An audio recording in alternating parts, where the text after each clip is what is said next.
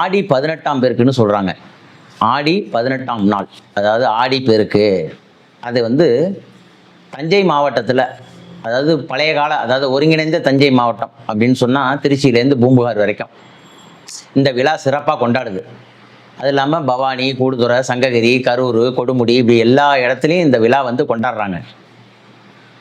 அதனால் இந்த ஆடிப்பெருக்கு விழா, ஆடிப்பெருக்கு விழா வந்து மக்கள் வந்து இந்த ஆடிப்பெருக்குனா என்ன, ஆடிப்பெருக்கோட விசேஷம் என்ன, ஆடிப்பெருக்கு ஏன் கொண்டாடுறாங்க, அதுவும் தமிழகத்தில் தஞ்சை மாவட்டத்தில் ஏன் கொண்டாடுறாங்க, அதுவும் இந்த காவேரி நதி பாய்கின்ற ஓரத்தில் ஏன் கொண்டாடுறாங்க.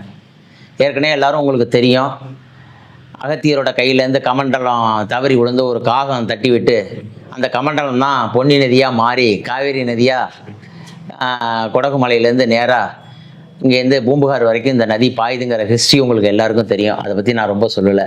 இந்த காவேரி ஏன் 18ஆம் பெருக்கு, ஆடி பெருக்குன்னு ஏன் சொன்னாங்க அப்படின்னா,